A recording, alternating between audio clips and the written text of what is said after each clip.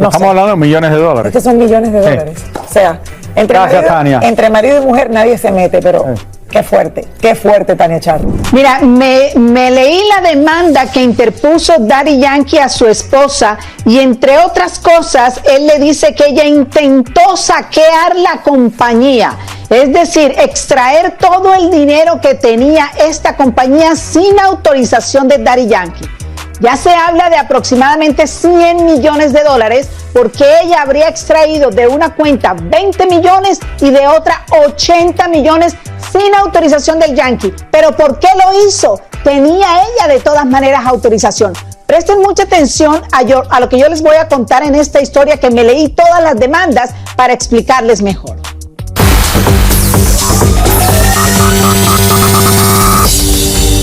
Una seria y delicada demanda está interponiendo Daddy Yankee a su aún esposa Miredis por supuestamente haberse apropiado de fondos y dinero de la compañía del cantante sin la autorización del mismo.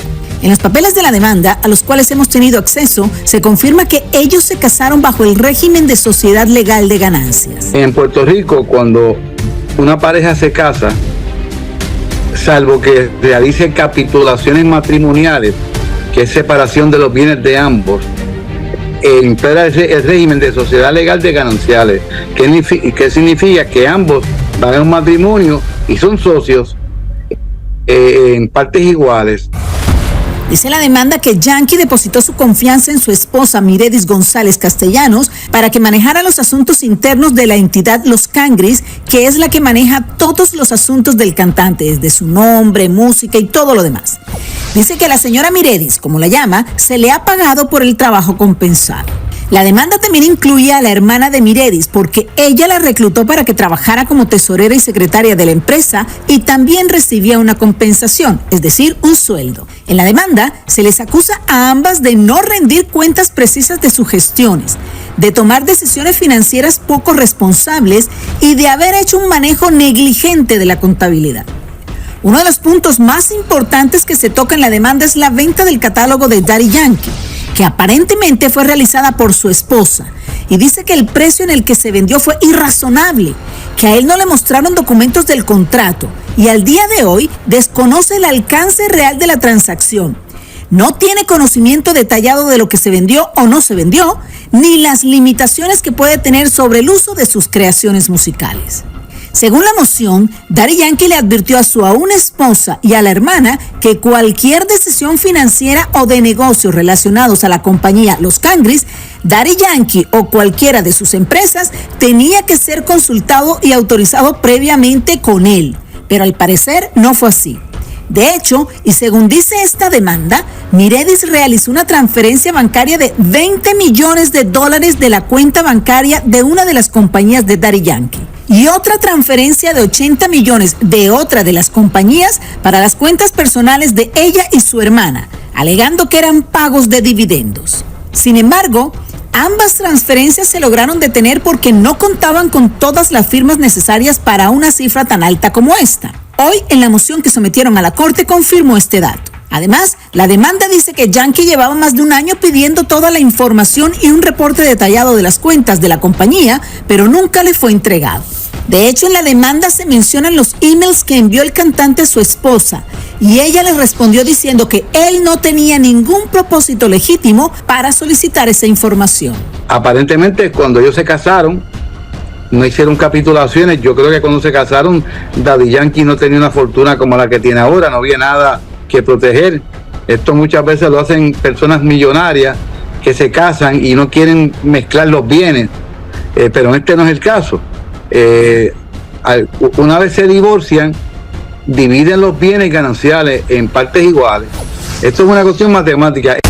Lo más complicado del asunto es que supuestamente Yankee no tiene acceso, injerencia e información respecto a todo lo que generó y continúa generando con su música y su trabajo. Además, la demanda cuenta que la una esposa de Daddy Yankee habría condicionado al cantante a entregarle la información corporativa solicitada a cambio de que autorizara liquidar los millones de las cuentas en partes iguales, a lo que el cantante se opuso en varias reuniones de mediación que tuvieron. También se ha conocido que Miredis supuestamente quiere más del 50% de lo que corresponde en la sociedad, diciendo que además de esposa, fue quien manejó toda la carrera de Yankee. El Big Boss espera ahora que la corte ordene que le entreguen el control de los Cangris para que éste pueda libremente usar su nombre en conjunto con su imagen. Hasta este momento se dice que Miredis no ha sido notificada personalmente de esta demanda. Lo que me dicen los expertos en Puerto Rico es, ella tenía todo el derecho de sacar el dinero porque estaba autorizada. Hasta el momento en que ellos empezaron el divorcio es que Daddy Yankee le dijo, no hagas ninguna transacción hasta que no tengas mi autorización, pero desde antes, toda la vida, ella tuvo su autorización. Nosotros, por supuesto, entramos en comunicación con ella. Ella nos dice que jamás se sentaría a hablar públicamente de Raymond, es decir, de Daddy Yankee. Dice, mi lealtad va más allá de cualquier controversia. Daddy Yankee estuvo muy activo el fin de semana, estuvo repartiendo regalos de su fundación, estuvo en República Dominicana y en Puerto Rico también asistió a un evento de béisbol. Así que yo sé que definitivamente este caso va a dar muchísimo de qué hablar. Como cualquier divorcio, cuando hay dinero por el medio, no termina bien. Eso es muy difícil. Por lo menos este caso me tiene el corazoncito así, porque me parecía una pareja tan sólida, tan fuerte, que ambos, por lo que tengo entendido, habían trabajado uno con el otro, Raúl, y para lograr lo que tienen en el día de hoy, y que todo eso, cuando por fin llegue el momento que puedan disfrutarlo, miren lo que pasa, y que esté pasando públicamente, que tengamos que estar dudando de uno y del otro. No Estamos hablando de millones de dólares. Estos son millones de dólares. O sea, entre marido y mujer nadie se mete, pero qué fuerte, Tania Charri. Esta mañana Luigi Mangione, el hombre que se ha convertido en el más famoso de Estados Unidos, de haber asistido al director ejecutivo de United Healthcare, la compañía de seguros, este pasado 4 de diciembre en Manhattan, en Nueva York, fue trasladado en un avión y luego en helicóptero desde Pensilvania para enfrentar cargos federales en su contra, en los que se encuentran hace primer grado con acto de... y lo llevaron obviamente a la ciudad de Nueva York. Bueno, Raúl, y esta tarde Luigi tuvo su primera audiencia federal y compareció ante un juez en Manhattan, y los fiscales federales piden que mantener a Mangione detenido mientras los abogados del joven no están buscando fijar fianza hasta el momento. Luigi estará en el centro de detención metropolitano en Brooklyn, que es la única prisión federal en Nueva York donde está también detenido P. Diddy y donde estaba Tekashi 6ix9ine. Raúl, y es increíble cómo tú lo has dicho, el más famoso ahora mismo en todo Estados Unidos y el mundo. Ahora bien, yo veo gente, ay, que qué lindo, lo veo como héroe. No, la gente no puede verlo de esa manera. Sí, es muy lindo y todo, pero no se justifica esa violencia ni matar a nadie. Claro que no. Pero por otro lado, Clarisa, Lili tiene el día libre. Vamos a decir una cosa, si este hombre casi hizo el asesinato perfecto, si él, porque la mujer le dijo que se quitara la máscara, exacto, no se hubiera quitado la máscara, quizás hubiera sido un poco más difícil, bastante más difícil encontrarlo. Y yo creo, hay muchas teorías, Raúl, ahora con números, que el número 286, que es donde está el código debajo, donde decline, donde niegan lo del seguro. Entonces, han hecho toda una teoría alrededor de esos números, porque él se fue a 286 millas de Nueva York, a donde lo encontraron en Pensilvania. Se había tirado una foto con una cajita de McDonald's que decía que comience la celebración de familia, y su familia está en esos negocios también. Así que hay muchas teorías que están por resolverse, y los videos que él había dejado en YouTube, que se lo cancelaron de no subirlo si él se había arrestado, tampoco lo hemos visto. Así esto te dice algo para las personas que tratan de hacer alguna barbaridad como esta. La policía te va a encontrar porque hay cámaras en todos lados, y ellos pueden encontrar las cámaras de donde tú cometiste el asesinato, de dónde llegaste y cómo llegaste allí. Exacto. Usualmente en cualquier lugar hay cámaras, y si se meten pueden decir, ok, en esta esquina está esta cámara, ¿cómo llegó aquí? Lo siguen. Sí. Desde el lugar donde paró, creo que fue un Starbucks, exacto, anteriormente, cómo entró, cómo salió, cómo salió, todo esto. Hay cámaras en todos lados, y las personas piensan que no los hay, pero en ciudades grandes como Nueva York los hay, no tanto como en la ciudad que hay más cámaras en el mundo, que es en Singapur.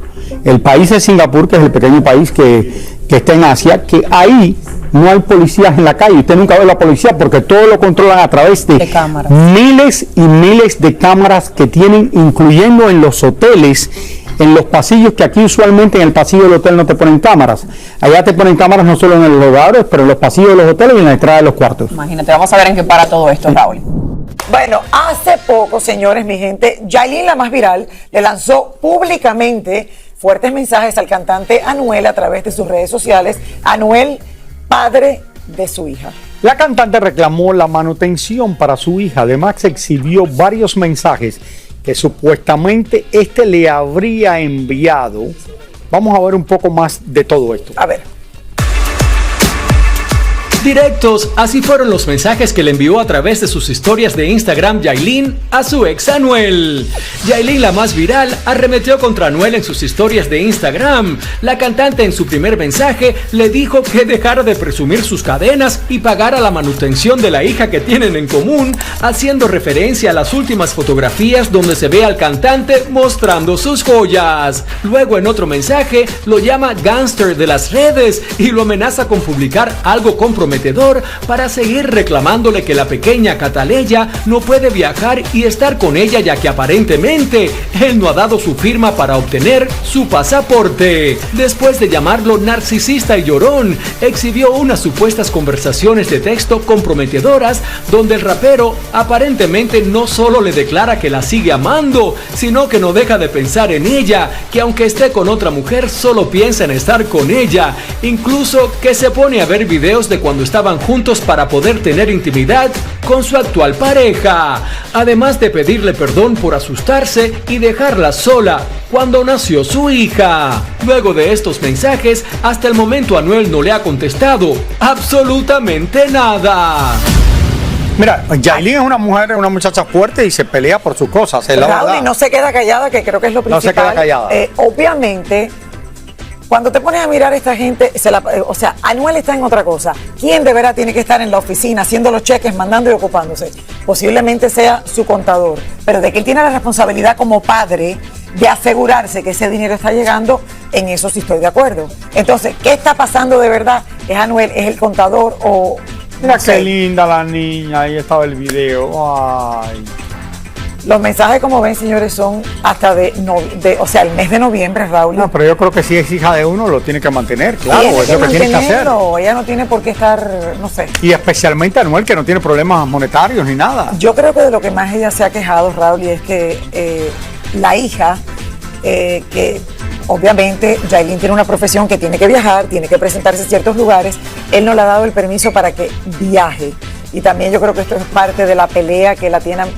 ¿me entiende? Y ha sido muy fuerte, ¿me entiende? Todo lo que le ha pasado a ella. Entonces, para una mujer, señores, que ha tenido un hijo muy fuerte, esto es muy fuerte. Antes de irme del problema de Anuel, creo que Anuel, porque esto termina de salir hace un par de días, vive en uno de los edificios en Miami, o vivía o vive todavía, que se llama el edificio de Porsche, igual que el carro Porsche de la compañía Porsche, que hicieron un edificio que le dieron el nombre ese. Sí. Aquí seguro que compraron los derechos para que tú subes el carro por un elevador y lo tienes en tu casa. Sí. Ese es uno de los edificios que ha salido en un estudio que hicieron, creo que fue en la Universidad de Miami, que publicó el periódico local, que se está hundiendo. Se están hundiendo no sé cuántos edificios. ¿Anuel tiene un apartamento ahí? El Porsche es uno de ellos. Bueno, a ver, Raúl, lo que está pasando con Yailin, obviamente, yo creo que lo que más no le tiene puede nada que ver todavía. El edificio, todos estos edificios donde están viniendo esta gente que pagaron millones de dólares, se le hunde el edificio. Ahora se está hundiendo el edificio. Pero creo que lo que se está hundiendo es que, obviamente, Anuel tiene otra mujer, ella está embarazada.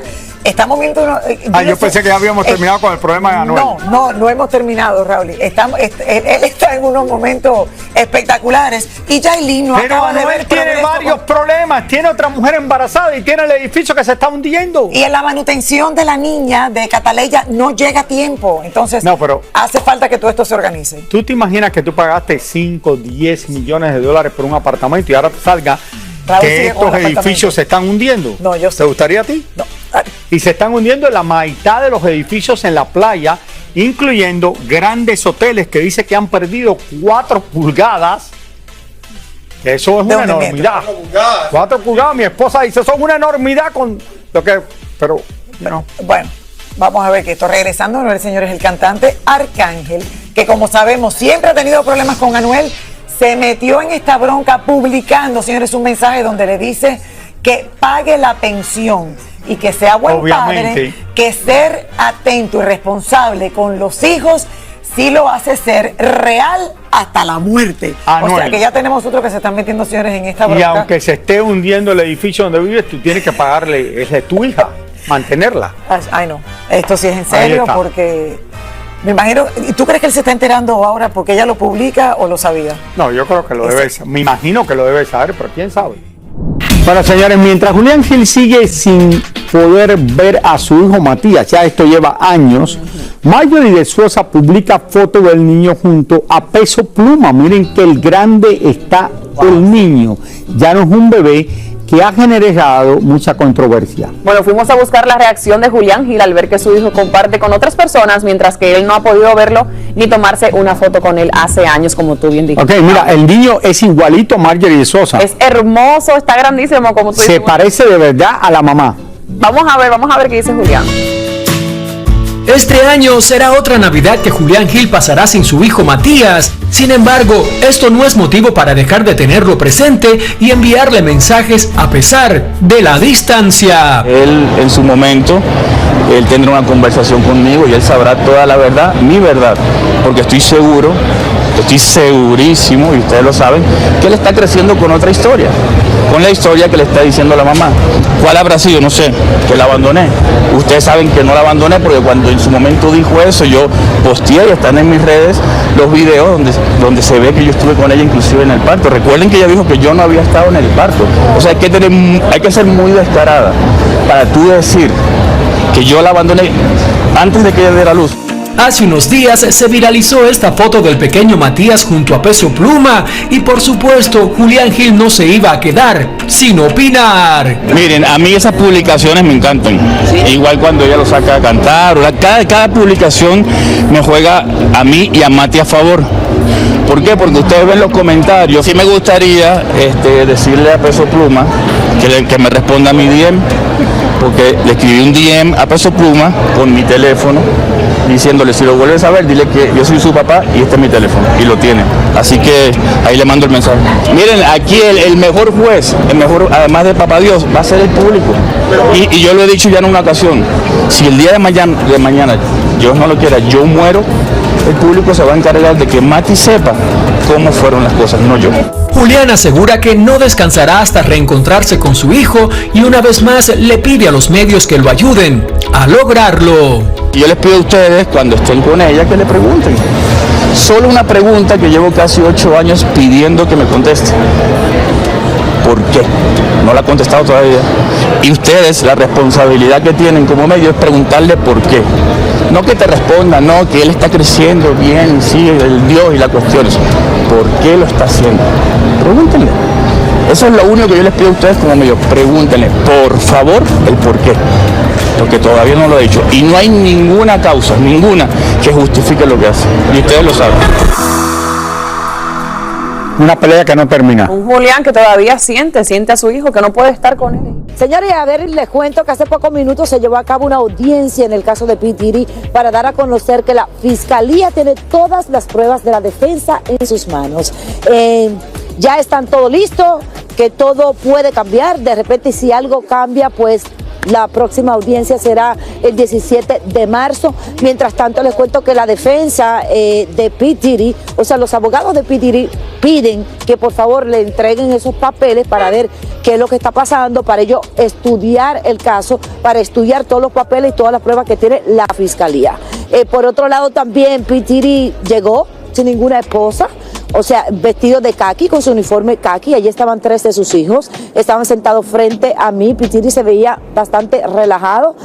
Por cierto, lo vi como atento a todo, le estaba haciendo la señal del corazón a sus hijos, no dejó de darle gracias a todos los que estábamos allí presentes, así, con las manos. Lo vi bastante seguro, un poco que necesita un recorte, obviamente lo vi más delgado que nunca, pero sí le vi muy buena energía y con muy buena actitud. Acuérdense que estamos hablando que la corte, la audiencia, será el 17 de marzo. Por si acaso aparece otra víctima o se agrega otra víctima más, estamos hablando de que P. Diddy tiene más de 300 casos de víctimas que dicen que fueron por el rapero. O sea, esto está dando muchísimo de qué hablar.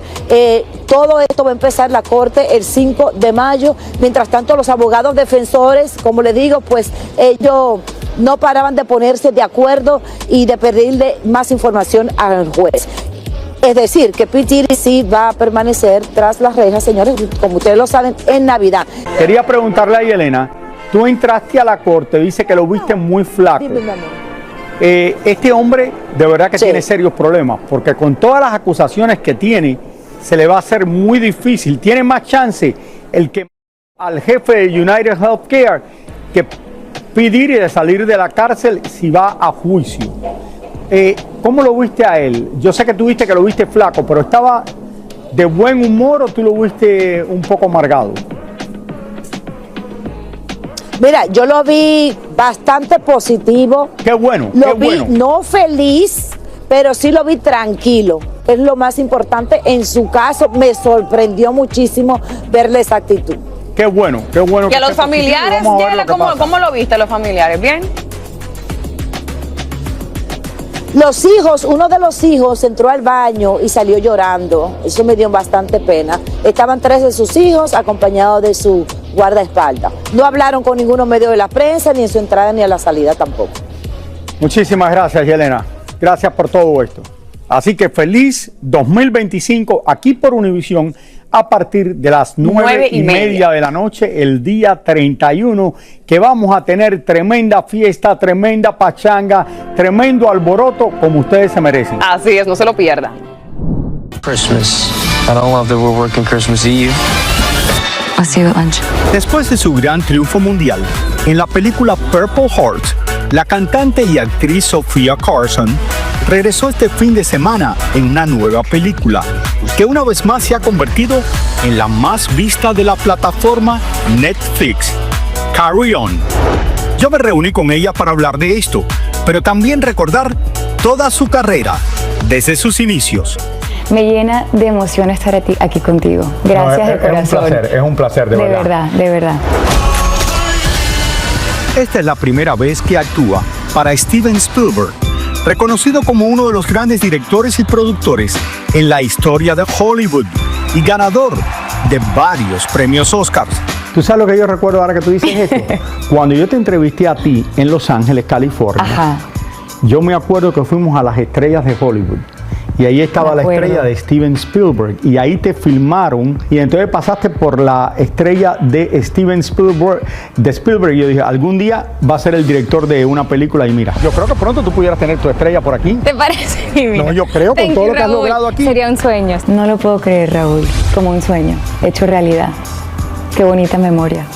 ¿Cómo fue conocer a Steven Spielberg, que es el director, el productor más importante que hay en el mundo? Es un honor, no alcanzan las palabras, es un honor extraordinario.